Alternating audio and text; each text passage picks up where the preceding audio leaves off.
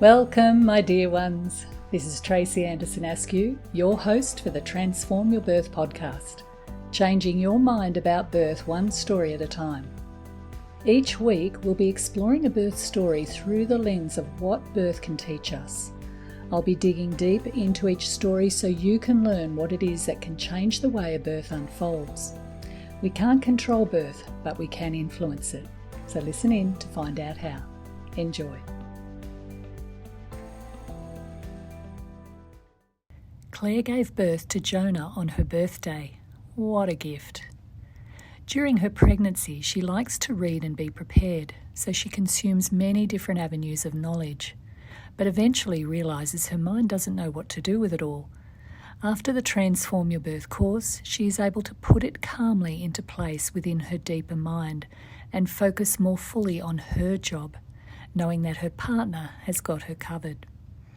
She goes on to describe the most beautiful story of birth unfolding in its raw majesty.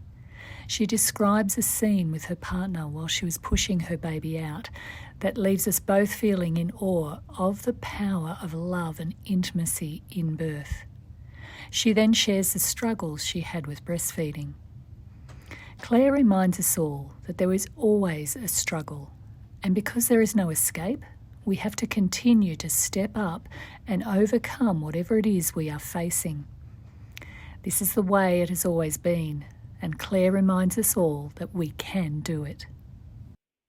Hello, everyone. Welcome to another episode of the Transform Your Birth podcast. And with me today is my lovely Claire. And I worked with Claire through pregnancy, and she came to the Thriving as a New Parent group. So it's so lovely to see her again. Thank you, Claire, for coming. Thanks, it's my absolute pleasure. Claire's got a little 2-year-old boy, and Jonah came in spectacular fashion on your birthday. You sure did. Yeah. So when you were pregnant with Jonah, how were you feeling and what sort of prep did you decide to do? Well, Jonah was my second pregnancy, so unfortunately we went through a miscarriage on my first one, and so I'd actually done a lot of reading by the time I was pregnant with Jonah, and I did a lot of reading. I listened to a lot of, I listened to the Australian Birth Stories podcast. We did the kind of, when it got to it, we did a hospital preparation course that was in person, and also Transform Your Birth, which was, a major step in helping us on our pregnancy journey. And yeah, I was feeling, for a big part, the more I read, the more I kind of learnt, the more I realized how there's so many ways to go. And that actually, unfortunately, it was a good thing, but it also kind of fueled probably my fear of not knowing how it would go. And that's where the Transform Your Birth course was really pivotal for me, because I think it was the first time I started to actually just embrace the idea of maybe the mystery of it all. That actually could be a good thing, and that I had to, I guess, reminding me that actually I had to work on letting go. I couldn't. It didn't matter how much I read or how much I kind of learnt as I went. That was useful in being there, this bank of knowledge to draw from. But the most useful thing, I think, was just knowing that it would go the way it would go. And I guess that was the thing I had to work on the most. What you're describing there, Claire, is so common for us modern women, because we like to Google and we like to look at all of the information, and it's part of how we do life now. Like it is, and knowledge is power, which is very, very true. However, it's the right knowledge that is the power, and I talk about this quite a lot. When we look at all the different things of what can happen, then it doesn't leave us with a sense of confidence anymore. It actually can fuel the fears, knowing that you're walking into a very uncertain situation. And like you describe, it's the mystery. I like that term. You're walking into the mystery. And so more and more I talk about labour and birth as this doorway into parenting. And the mystery is part of what helps us to be ready to parent. And that's a good thing, not a bad thing. And once I start to frame it like that and give people very, very clear strategies as to how to manage birth under all circumstances, then it can start to shift people's fear into a place of, okay, now I know what my role is. And it's the how to manage it, which is often the missing link. So is that what you experienced when you went through the process of the course? Things got clearer? Yeah, definitely clearer. Yeah. Kind of really practical examples of how, like you're saying, Yeah. to manage things. And it blew me. I think I've heard a lot of people say this with that course, that one of the biggest things was learning how my partner could help me. I don't think I went in, I mean, I definitely asked him to come and he was interested. And to me, it was important that he be there. But I don't think I realized before how much of a role he could play. Yeah. And so thank goodness I did, get him to come with me, because that was probably one of our biggest takeaways as well, was him learning the strategies as well for me to remind me of what I could do, and also what he could just do himself that could help me. And I remember walking out of, we did the 2-day weekend course, and the drastic change from how I was walking into it, which was very full of nervous energy, full of fear, honestly, and curiosity though too, to walking out. And I think Josh and I said this to each other. We were like, "Bring it on, let's go!" Like we went from, it's almost like we could kind of convert that nervous energy into maybe the more positive kind of excitement, and so keen to get going because we had all these tools, I guess, and we felt armed, and we were very like geared up, and I think we were just almost disappointed that we couldn't, do it then. do it then. Like really, we were wanting to do it the next day, basically, so that we wouldn't forget anything, I think. Oh, that's beautiful to hear. And like, why not be excited about having a baby? It's, when you're walking into the mystery, it's hard to put that nervous tension somewhere that can enable you then to start to feel open and curious and excited about walking into the mystery. So the mind needs to know what to do with that nervous tension. That's how the subconscious communicates, is through feelings. So when we feel that nervous tension, if we don't give the mind anchors and clear, concise information that enables you to get really, really clear on what it is that you can do to work with this process called childbirth, then we tend to sit in that nervous tension. And of course, that can then play out in a woman's birth. So converting that into excitement is a great thing to do. Yeah.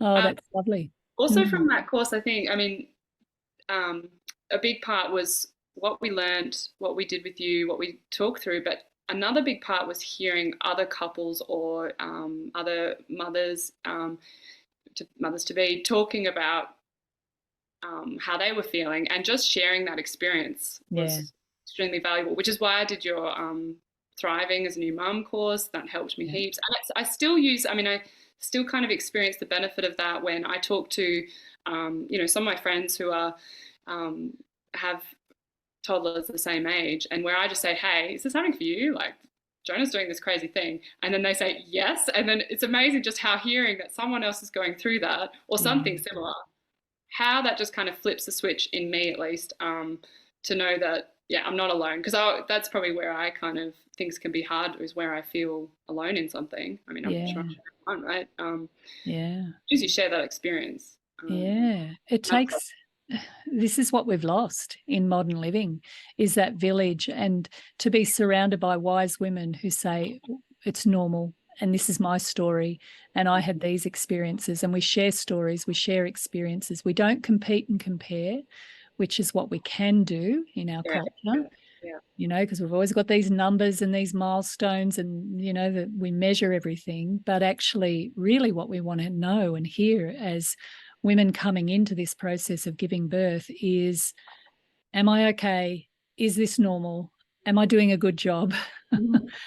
And being surrounded by other people going through the same thing at the same time can be really helpful. It's why we do focus on community at Transform Parenting, because that to me is lifelong impact. That lasts long after the course is finished or the 10 weeks of thriving as a new parent is finished. So yeah, that's beautiful. So tell us about the day. Well, actually, no, before we go there, tell us about your partner and what changes your partner noticed in terms of their readiness for birth. Yeah, I think there was definitely a big realization of the role he could play, Yeah. that he might neither of us maybe appreciated before. He, I think he also through the course realized some of even his own fears that he might, yeah, not have kind of um, quite grasped, or I don't know, had not really thought about it before that course. And so the experience of doing that was really helpful because then he could actually process something that he maybe didn't realize he was dealing with. Yeah. When it actually, yeah, came to it, I mean, there was a lot he did beforehand in terms of just keeping talking between, say, the course and the birth, was just continuing talking to me about some of those things we'd identified that we were scared about. That was really helpful. Yeah. Like Yeah. to keep the conversation going, not to just like leave it there. He was reminding me of your audio tracks and just reminding me of all the things that I could be doing. Not putting pressure. I was just Yeah. Yeah. keeping, and that kind of continued on the day as well. Just being this kind of like I feel like a lot went out of my head, and he could remind me of things Yeah. I could be doing that could help, and He was in there, boots and all. totally. Oh, and when it came to it, I mean, he was just my. I think I told everyone afterwards, just my knight in shining armor in a way. Like Oh, I beautiful. actually, when I look back at it, it absolutely felt like a team effort, and that it was the two of us that birthed Jonah. And I don't think I could have imagined. I don't think before, if I told myself before the birth that could really have, I would have been like, no, but you were doing it, and you are, but Yeah. um, that amazing that we really it's a very special memory to us because and it's a really important one in our relationship because it felt like we really came together like we haven't ever come together before, and just such a good team, and we try to now even remind ourselves of that as we need to keep being a team, Oh, as things evolve. So what a great start, Claire, to parenting, to both feel like you have a really, really important role, because too often partners can feel sidelined, like token bystanders. They do their best to not get in the way or not, faint or pass out or get stressed out, when really, once they know really clearly what it is that they can do to make a difference, then and I hear this a lot, is my partner was amazing. And that's such a great way to start parenting. Can I ask you the impact of the practices? What sort of impact did they have, do you think? I think they helped calm me. Um, Again, it was that kind of reminding. I obviously have a very bad Mm, memory. Just reminding me of things. The reminding, I guess, the affirmation. I probably got a lot of that.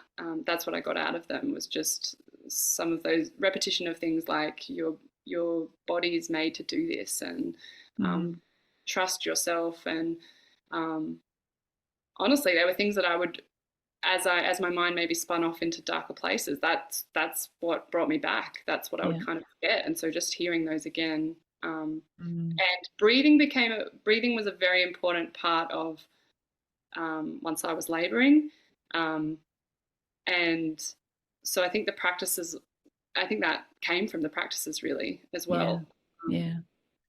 That's what we try to do with those practices, is to automate your breathing so that you're breathing optimally, physiologically, getting the most oxygen that you can, which is very different to what we're often used to being taught around breathing. We can do, depending on who's teaching breathing, um, encourage people to over breathe. So there is an episode in this series where I do talk about what optimal physiological breathing looks like. It's actually very simple, but we can, if we're not careful, over breathe. So automating your breathing, practicing that every day and making it a habit is the key to habituating response on a subconscious level. And it's the same with the messaging that you hear through the audio tracks.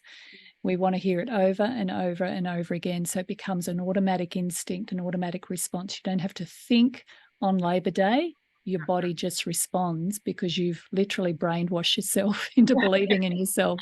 I remember you saying that Yeah. in the course, and that was very appealing to me. Like, if we can brainwash myself into, that's Yeah. what I want. And so Yeah. I was fairly, Wash out the old messaging and the crap that goes on out in the world where we tell women they're going to need drugs and they're going to need this, and we're disempowering women before they've even stepped into their labour rooms. So it's a good way of counteracting some of that negative cultural conditioning.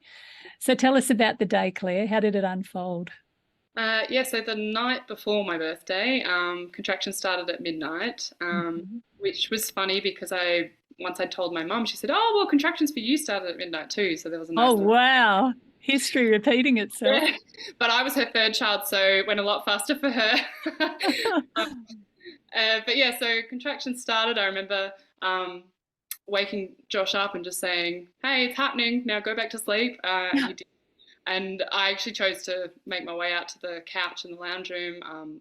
And my sisters live overseas, so I messaged them, and they were all up. It was during the day for them, so I was having very nice conversations with them. I remember the advice to try and sleep as much as you can, but I was just too excited. I remember I made myself a playlist for like a 12-hour plus, I don't know, maybe even 24 hours plus playlist for when I was in labor. And so I hadn't let myself listen to it. And I weirdly was very excited to just listen to that. So I put that on and yeah, just was super excited. And then not much happened. I mean, I guess things were happening every now and then. And I was counting through an app how the contractions were progressing. We watched some netball games. I moved around a lot. Wasn't very hungry, I remember, even though I had all these treats ready for when I was going to go into labour. All these snacks. I don't think I enjoyed the snack. I don't think I got into the snacks really. Um, and then around midday, I was starting to think, oh, is much happening? Where are we? I think a part of my brain took over that was like, I need some hard stats on where we're at. And I was tired because I'd been, awake for 12 hours by that point. I hadn't had a full night's sleep the night before. So in the end, I actually, I'd already obviously let my midwife know that we were happening. So you And had your own midwife, Claire, yeah, so continuity. Yeah. the Calvary Birth Centre, I was very lucky to be looked after by them and had the same midwife for all of my visits, which was awesome, and I Yeah. loved that. But in the end, she was actually on leave the weekend that Jonah came. I was saying, we didn't know it was going to be a boy, but I was saying to my baby at that time, like, oh, you're not supposed to come this weekend, and you're not supposed to come on my birthday. But all right, you're doing whatever you want. That's fine. Anyway, I was so excited to meet them.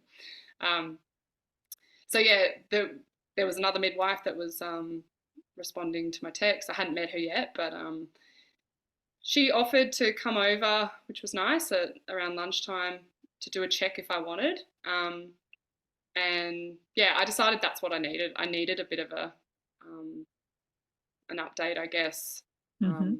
That part of my brain, I guess, needed that, and it did help me. I mean, in that I was prepared for her to say, yeah, things haven't progressed much, or I mean, I say I was prepared. I don't know, but in the end, I had progressed, I think, to 4 centimeters or something. So she said, "You're going to be in here soon.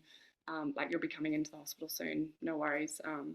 We didn't go in until the night time. Yeah. I think a bit later than she thought. And it was funny when we got in there. I mean, the room I was in was beautiful. She had fairy lights, I think some music playing, and it was a beautiful room. So can I But just go back to the 4 centimeters? yeah, Was that encouraging to you?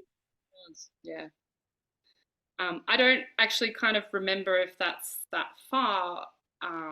Well, maybe I just remember feeling encouraged, like we're on track. And I guess my midwife saying, "Oh, you'll be in here in no time. You're doing really, really well." And Beautiful.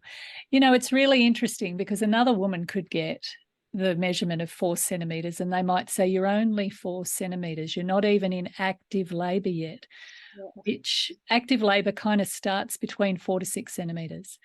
And so your carers don't typically pay attention to you until you hit 4 to 6 centimetres. So to hear 4 centimetres, depending on how it's delivered, and your midwife is so wise, can make or break a mindset of a woman in labour, because we're very, very open to suggestion. And so vaginal examinations are something that I often get women and encourage women to ask prior to labour day, under what conditions would you want to do a vaginal examination?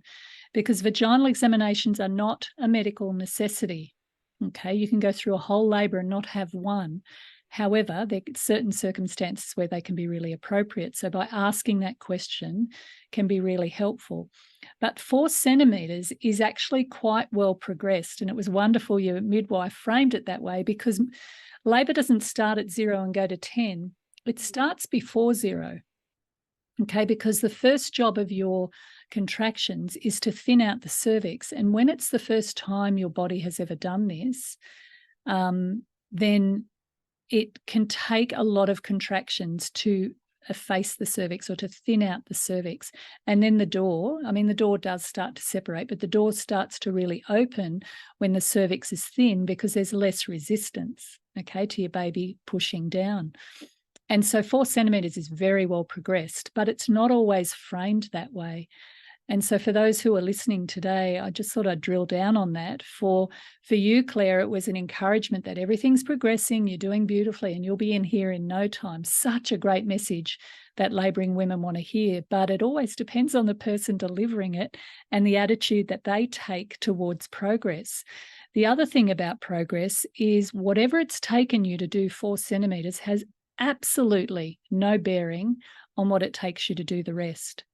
And that's something that's really worth remembering. And I'll tell you why, because we can get caught up in the whatever it's taken me to do this is going to take me X to do the rest. And then women get into this, how much longer do I have to keep going thinking? And when they get into this, how much longer do I have to keep going thinking, they've gone out of their mammalian brain and back into their cortex brain, and they're working against labour, not with it. And so women in labour typically disconnect from time and how much longer it takes. And it's in the disconnection that they stay in the part of the brain that supports the progress of labour. So the best thing to do is to not know where you're up to in your labour, unless, like Claire, it was something that was important to you. And fortunately for you, you got a number that really worked for your confidence and your mindset that, yes, this is progressing and I'm doing fine. So it's a tricky one, the whole vaginal examination. Yeah, and I should have probably said that I definitely weighed it up, and my midwife was good to talk to about weighing it up. Like, Yeah, I'm right. lucky to have someone that was, I'm sure fully aware of some of the things you just said. Yeah, She actually said, how are you going to feel if it's this, or and kind of almost asking, but very gently, yeah, why I was wanting to do it. yeah, yeah, And so just probably figuring out my mental state and yeah. um, Yeah, and what was going to support you and your confidence in moving forward.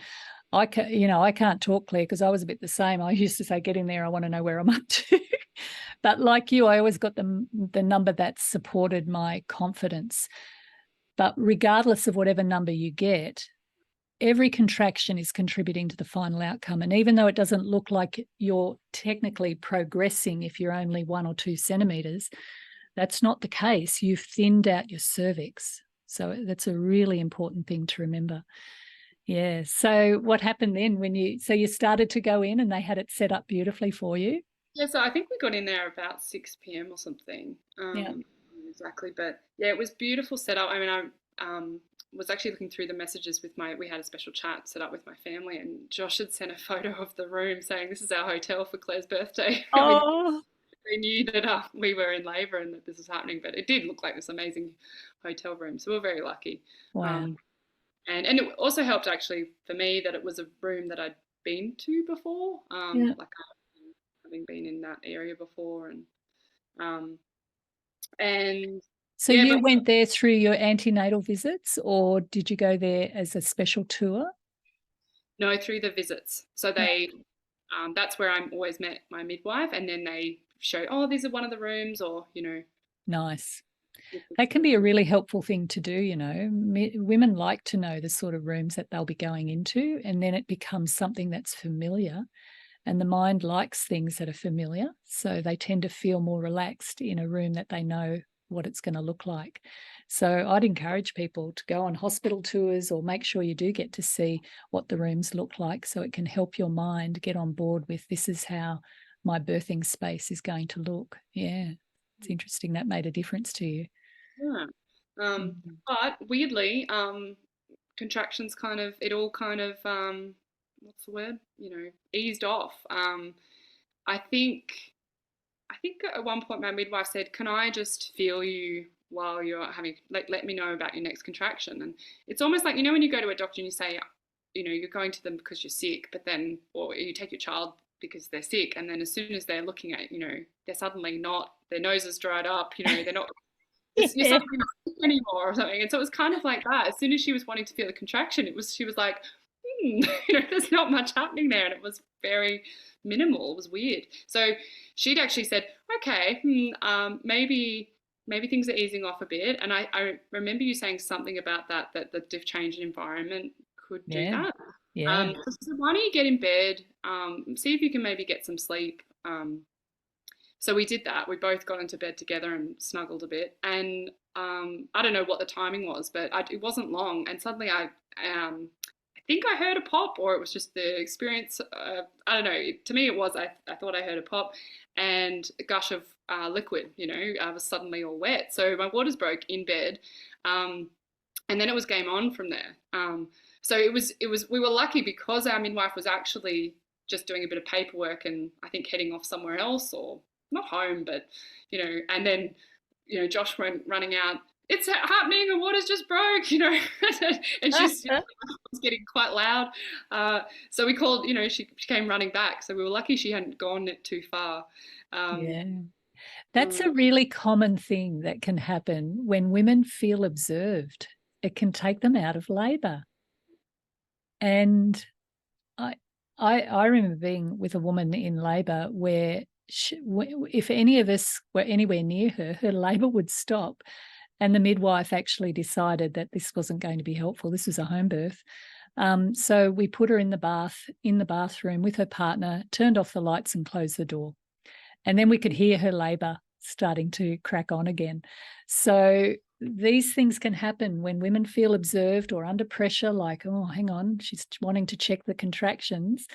And then everything stopped. But it was when you were snuggled up with Josh that, things cracked on again, because all of a sudden you were relaxed again and you felt safe and you weren't observed. yeah, Yeah, interesting. yeah. And so then I got into the bath, Mhm. nice warm bath, and that worked well for me for a while. But it actually, I think in hindsight, um, yeah. Well, how would I have known? But at some point, it just wasn't good to be in there anymore. Like, and I don't Yeah. know if that was in transition or something, but suddenly I was like, I don't want to be here, but I don't know how to get out. And I think they ended up basically lifting me out. I felt locked, kind of into position in. Yeah. It suddenly just was not where I wanted to be, as I said, and I Mm. think they kind of lifted me out in the end. Um, and that was actually after I had tried a bit of gas. I had gotten so maybe, yeah, I was in transition, and I was saying, okay, like, I can't do this anymore. I need to do something. Yeah. And on our plan, we were, we agreed that that would be something I was happy Mm. to try and see if it made a difference. But interestingly, only 3 or so puffs, and I hated it. It ruined, well, not ruined, sorry, but it interrupted my breathing because it Yeah. was kind of sucking one, Mm. yeah, and it made, I think, my throat immediately dry. I just didn't anyway. So I think I only had 2 or 3 puffs in the end, and then was like, nah, Yeah. that's not working. And then Yeah. maybe I think I was, get me out of the bath now. I just need to change something up. And so pretty sure they basically lifted me out, and I had to kind of unlock all my joints or something. There was, I think I was quite tense. I just suddenly got very tense. Yeah. And then I in love how that the wisdom of the body there is women often know when they need to change. And you can have great ideas about having a water birth, and then on the day it doesn't float your boat. So you can't be attached to anything. But what Claire's describing there is often, women are like, I've got to do something different. And she doesn't know why or how she's doing this. But what we can assume from that is the intelligence of the body is telling her the baby's starting to really come down now. So she's hitting transition, which is that lead up into second stage where the baby has to come through the pelvis and really start to descend through first the cervical door and then the perineum. And women typically, given the freedom and the space, assume positions that support that physiological descent. And so just the way you're describing that just reeks of that, not working anymore, got to do something different. Yeah. and I mean, and it was great because I think I kept saying to them, I don't know how to though. I don't know how I'm going to get out of this bath. And Yeah. the wife and Josh were just like, okay, that's what you need to do. We'll make it happen. Like, I mean, they were ready to just, Yeah. yeah, I don't know how they did it, but I was quite, yeah, knowing I needed to change something, but was focusing quite a bit on I don't know how to, and somehow Yeah. they, thank goodness that my team they just listened to me and they, you Yeah. know, Responded. yeah, and then that I think that was when Josh really, I mean, he did many things to support me, but I do remember at this point he was like, "Oh, do you want to try and get on all fours, or do you want to try squatting?" Like he'd remembered all the things that we'd kind of looked at in your course. Remember Tracy was saying like maybe movement might help, and so he was really at that point. I really needed some ideas, and he gave them to me. Wow. And What a I think, great midwife. oh no, that was Josh actually. I know, but Oh what a yeah. great midwife. Well done, Josh. What a legend. And then I think he kind of, from how I was saying no, like and being and trying things and getting uncomfortable, he was the one as well that suggested, why don't you lean over the bed? And then he went round the other side of the bed and held onto my hand. So I was kind of leaning on the bed, standing up. They moved the bed up, Yeah. and I was kind of leaning on it still. And he grabbed my hands and he, made eye contact, Oh, which wow. goes, straight to my heart. And he, that last part, and where Jonah, was delivered, I stared in. Yeah, Josh and I just had locked eye contact. I think I probably squeezed the hell out of his hands, and it was funny because when Jonah was born, they were um, holding him up and saying, he's a boy, and here he is. And Josh and I were too busy just, staring at each other, going, "Whoa, we did it!" And almost they had to remind us, "Do you want to look at your baby?" And so anyway, straight on, and it was amazing. But that's how, like, I think we were so just Wow. focused on. And I don't really remember what happened. Really, I just was looking at him and doing what I needed to do, and yeah, that was real magic. Wow. For us. And I remember actually the next day, you know, you know, feeling like my body had just gone through a car crash. But interesting, the sorest part was my biceps, and I think it was from kind of holding myself up. I'm not sure my legs had much strength really Yeah. at that point. I was kind of holding myself up and really gripping onto Josh. But and I So, would have imagined, squatting while giving birth, but that's how I did it. And yeah, I'm I was glad that I kind of found that position in the end. Like mm, you kind of said, I don't really know how I did, but it just happened. So there must have been something taking over there about yeah, trying different positions and then you one. just knew when you were in it.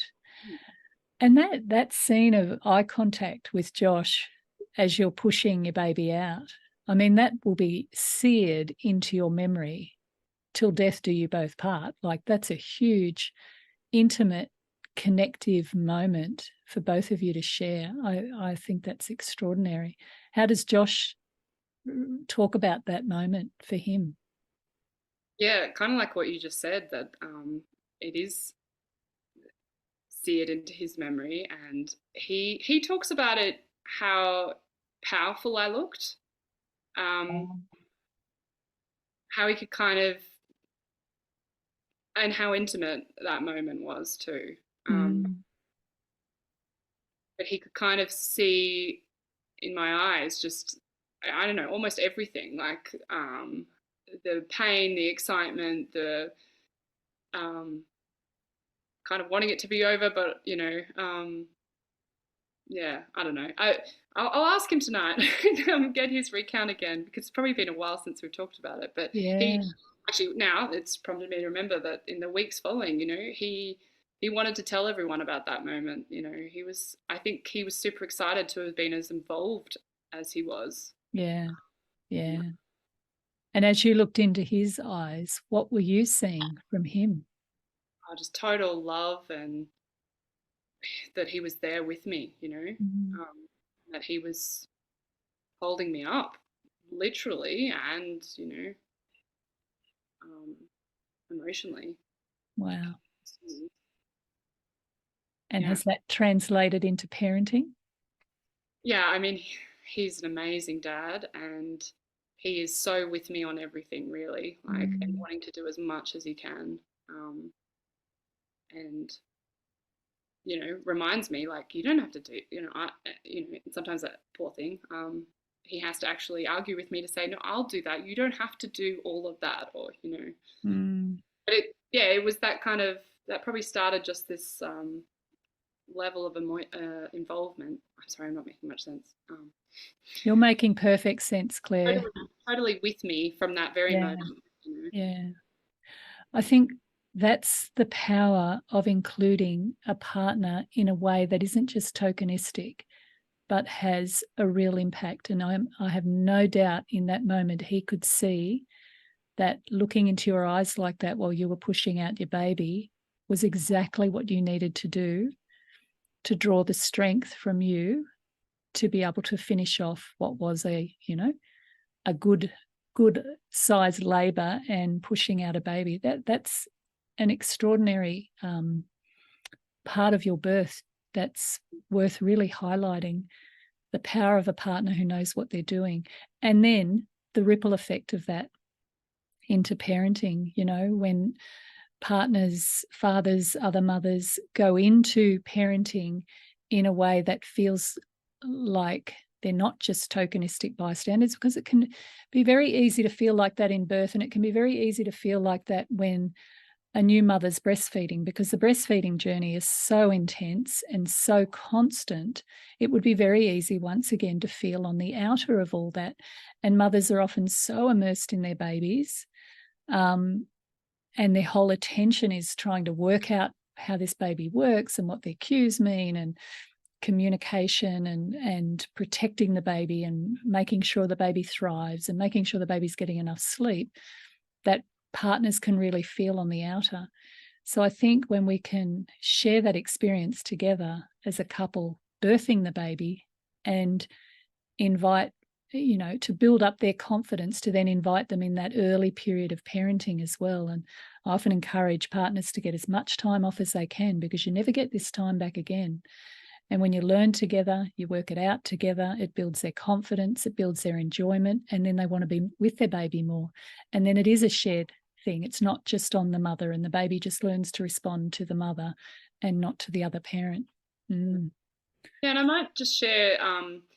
I think one of the fears we identified in the Transform Your Birth course was one that we both had, which was, how are we going to go as a team or as a partnership during this birth? I was really scared that I would reject him, or, maybe lose a bit of control of myself and get angry, or, kind of. Yeah, Um, yeah, and so I think it was something we were most proud of afterwards, was that somehow we did work so well together. yeah, And it's kind of an interesting fear to have, I think, that yeah, it's not just about how I wasn't just worried about how I would go, but how we would go as a team, because and I'm sure if we weren't, that would be fine. We'd work other ways around it, but yeah. it was. And that's a justified fear, Claire, because you don't know how you're going to be, because you're both going through so much change, the woman to the mother and the man to the father, or the other mother, that transformation process is so intrinsic to this journey. And you've got to go through that doorway, look at each other and go, well, are we still together? You know, how's this going to work? Am I going to get impatient with you and tetchy with you? Or are you going to get impatient with me? And relationships in that first year of a new baby can be under immense pressure because there's often a bit of sleep deprivation. The ability to communicate can get compromised, but it's also fertile ground for very rich, deep, profound connection because you're in the trenches together. And so if you feel like you're in the trenches together of getting to know this new baby and you're both contributing and you're both learning together and you're both backing each other up and you do learn what it is to be a team, because prior to having a baby, do we even need to be a team living our individual lives together under the one roof? Potentially not. But as parents, teamwork is the key to healthy parents. Yeah. Yeah, wow. So what was it like when you saw Jonah for the first time? Tell us about that moment. Oh, amazing. I mean, I remember that feeling of euphoria and just how it just, something just, flew through your body that was just warm and golden and just amazing. Yeah. And I think we got straight into bed and were next to each other and we just couldn't take our eyes off him. And I know, that's pretty common. You just, and everything kind of disappears and we just zoned in on him and couldn't get enough of him really. And I think, I mean, we were like that for ages. Yeah, and that is the perfect response. I mean, we all bond differently. I don't want to make it sound like, everything else is substandard, but that process of wanting to look at your baby and stare at your baby is how you learn your baby. It's that just staring and in a trance and watching every little thing and noticing every little hair on their earlobe and their little eyebrows and their fingernails and all those little details, taking it all in. It's part of being able to attune to your baby when you have the time and the space to do that. It's beautiful. Yeah. I did struggle. I mean, we had quite a difficult breastfeeding journey in the end, and Yeah, right. I do remember though that in terms of, I mean, we got him on the breast immediately, and that was fine. But it was probably a bit later. Like I'm thinking in the morning before we went, and I was definitely feeling nervous about that, and got a midwife to come and she was very much like, don't be so gentle about it. Let's just, well, she was just, maybe I was being very timid, and so she was kind of saying it's all right, but that is a challenge that I definitely had, where um, and I think that continued throughout that whole breastfeeding journey. I always questioned whether I was doing it right. I guess that's what it boiled down to. And Yeah. So tell us more about that, Claire. This is often, because the next big journey once you've had the baby is breastfeeding. And that can be fraught. And the biggest feedback I get from new mothers is conflicting advice. Different midwives have different approaches. And if there is issues, I really do believe it's better to get a lactation consultant and someone who's prepared to see it through with you and not just, one visit and off you go, but to really be there to overcome that. So what did you learn from that experience, and what would you tell another mother about the breastfeeding journey? Let's talk about that. Yeah. So I think I got off to a good start. I was very in my head about it. I think I'd read a lot about it. I was watching a lot of. I think it was very more mechanical to me than I had imagined, and Yeah. more complicated too. In that it's not just you know what you do, but also your baby needs to learn how to feed, and it like there's so many factors, I guess, that I had no idea um, could come into play. Your point just then about a lactation consultant, I mean, going again, we will definitely, and this is just for me, but we will definitely have a lactation consultant, I think, involved for the Mm. whole, because I got off to a good start, but then, um, and I had a lot of encouragement that was essential, but I think I still generally didn't have great confidence around it. Mm. that kind of feeling about it's supposed to be natural, or Yeah, and again made to do it. I think that played a little bit badly on me, or sorry, I processed that a bit badly, because when I started to doubt myself, then it kind of connected into bigger self-talk of, well, if I'm having some problems, then this means I'm not meant to do it, or um, shouldn't this come naturally? And then why am I having to think about it so much and try different ways? I was trying all these different holds, and I was also there was like a little sucking noise that he was kind of clicking noise that he was making, and so yeah, I was concerned and thought something's going on here. And then one midwife was telling me, no, that's fine, that's normal. And I probably was going to a lot of people, but I kept saying, no, I think something's wrong. And I don't think there, in the end, there was anything wrong there, but it was just um, one aspect for me in having a baby and being a first time mum that I found very difficult. yeah, And in the end, when we look back on it, so at 4 months, um, Jonah was crying a lot and not sleeping well at all. And in the end, we worked out. He was hungry. He had a tongue tie that had not been identified, right, um, and the way we ended up going to Mother Hub in Queanbeyan, who were amazing, and the way they explained it to us that this sometimes happens, that yes, he had a tongue tie, it was anterior, so I think hard to identify, and it may not have caused problems in the beginning, but as he got bigger and older, it was starting to cause issues, which then meant my milk supply was going down. yeah, Um, it affected my milk supply, and um, he was kind of, I guess, telling us, but we didn't know. We thought it was also um, that he was tired, and that he hadn't had enough sleep, but he couldn't go to sleep if he didn't have a full tummy. And just um, back to that, just there being so many factors, so yeah, many. I was stressed, I was tired, so that probably would have affected my milk supply as well. Um, the not knowing what was wrong, and that actually it might not have been one thing being wrong, that there might have been a few yeah, things, a few problems happening, and all you want is answers, and all you want is things to get better. yeah, And then from 4 months on, when we introduced formula, we were topping up with formula. I was pumping. I went on a big pumping regime, like I know a lot of my friends went through too. We call it boot camp. It was, a really intense. From 4 months, I think I breastfed him till 9 months. Still wow, breastfeeding. That was a very long, intense time in our first year. That was super hard for me. It was the hardest part, really. yeah, I found it, but I did my best, and then in the end, we decided to go to full formula.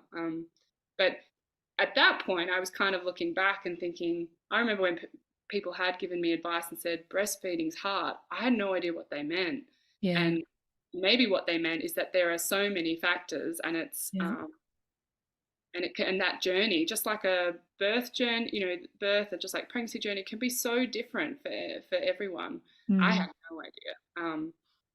I kind of thought you and your baby kind of learned how to do it in the first week or two, and once you got off to a good start, you were set. off and running, yeah, I know people get mastitis, in way later down the line, or there's all sorts of things that can happen that you maybe don't imagine. mm, mm. And the key with getting through all of that is the right support, Claire, getting the right information at the right time, which ultimately you found when you went to Mother Hub. And that's unfortunately what can happen when we get that conflicting advice. And it can be really, really hard, because feeding is so fundamental to that baby's survival, which is why we get so on edge when we don't think we're giving our babies enough. And your story is you're not alone. It's quite a common story. We do go into breastfeeding with this idea, well, it's natural, birth's natural, this is natural, but sometimes we need help in birth. Sometimes we need help in breastfeeding. Sometimes we need help to learn how to encourage our babies to sleep better. Sometimes we need help in parenting. It's not a job to be done alone. And I think early support and having resources for when you need it is the key to overcoming whatever problems that you go through. And you know, I've watched women make this journey so often, and there's always a struggle. They might have an easy pregnancy or a difficult pregnancy. They might have an easier birth or a complex birth. They might have an easy breastfeeding journey or a very complex one that can go on for months. And regardless, there's always a struggle. But the key to getting through any struggle is the right support at the right time. So I would encourage all of you listening today to resource yourself really well with breastfeeding support. A lactation consultant who you can potentially see prior to the labour day can be really helpful, because then you know she's on your phone and you can ring her at any time and she can guide you or come over. And there's a lot of them now that are Medicare rebated, so you can get a lot of it on Medicare, particularly in the first 6 weeks, I think. After that, you might have to pay the fees, but it's certainly worth the money, isn't it, Claire? Yeah, I think so. Absolutely. Yeah, because it's a really important time. Thank you for sharing that part of your story, because you had a very straightforward birth, and it was a beautiful story to share with our audience. It's so lovely to watch how straightforward birth can be when women are well prepared, well supported, well loved through the whole process, and we create the right conditions for that birth, even being unobserved, which is what Claire picked up on, that we can create the right conditions for that birth to unfold in whatever way it needs to unfold. But then to recognise that, you know, there's struggle there too, but you're on for struggle. We're okay. We can do hard. You know, us women, we are so much more resilient than what we think. And when we share our stories like this, we can be open, we can learn from each other, we can develop the wisdom that we need to develop as women, as wise women, as we get older. And then when our daughters birth, or in my case, my son's partners, hopefully, when I become a grandmother, you know, we can help support them in a loving, caring, kind way, and remind them that, yes, it can get hard, but that it's okay. We've got your back, and you can do hard. So is there anything else you'd like to say, Claire? Is there anything you'd like to share with, say, a pregnant woman that you would like to encourage her with? What would you tell a pregnant woman? Uh, I think often the advice, and what I heard a lot, was trust yourself, Mhm. and trust your instincts, and that didn't always work with me. So there might be someone out there that doesn't work for as well, because Yeah, I'm very much in the head a lot, and I don't know. Sometimes I don't know if I have any instincts, and I don't know what they are. So it's sometimes that was a difficult advice for me to receive, because I thought, oh, yeah, great, I need some help. So um, I think, yeah. So it's a hard one. I kind of think, well, I don't really have, I don't know what to say, but I guess if you can find out what works for you, then really lean into that, yeah, and if researching like crazy is helping, do it. Maybe it definitely helped me to try and be flexible. So if something wasn't working anymore, change to something else. But yeah, that just kind of, maybe it's the knowing yourself, if you do, and yeah. leaning into what works for you, because we're all so different, and maybe instincts aren't your thing, like me. So I don't know if that makes sense, but Yeah, I think it does make sense, and what Claire's really saying there is, on some level, we've got to satisfy the conscious mind. We've got to do what we can to plan, to learn, to understand, and get educated. And that's something that really spoke to Claire. And then ultimately, when you're in labour, you're not in that part of your mind. And so, Claire, I'm going to suggest to you that you do have instincts, because if you didn't, you wouldn't have birthed the baby the way you did.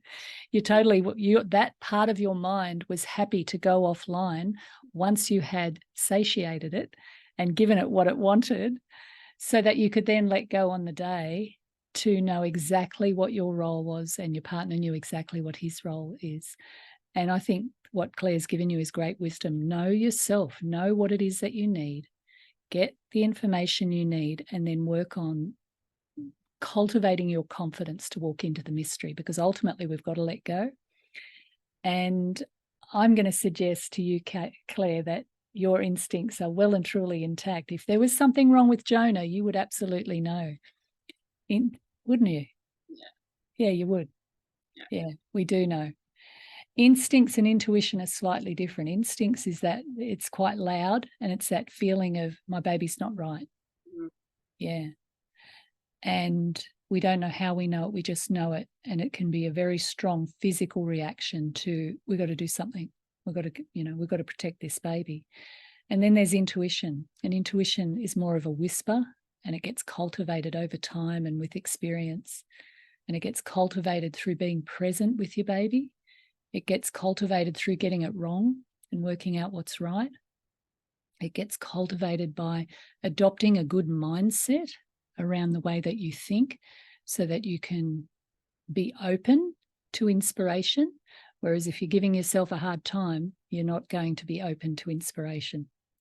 So there's a few little hints from Tracy, who works with new mothers, who loves to remind them that they've got a lot of these capabilities inside of them, and to work out, how that plays out in your own body and your own being. But thank you so much, Claire, for sharing a magnificent story and a beautiful connection between you and your partner, and the welcoming of Jonah. And we would love to see you again next week. So tune in and we'll have some more great stuff for you. Thanks, Claire. This episode has been brought to you by Transform Parenting, an organisation that provides courses, coaching and community from pregnancy through to the first 7 years of a child's life. It is a place where you can learn, get support and grow into your role as a parent. Our Transform Your Birth course, both in Canberra and online, is waiting for you to feel calmer and more confident to give birth and change the way you labour. Or why not watch our free masterclass on Keeping Relaxed and Excited About Birth, where we discuss the 3 most important things that can change a birth. You'll find us at our website on www.transformparenting.com.au.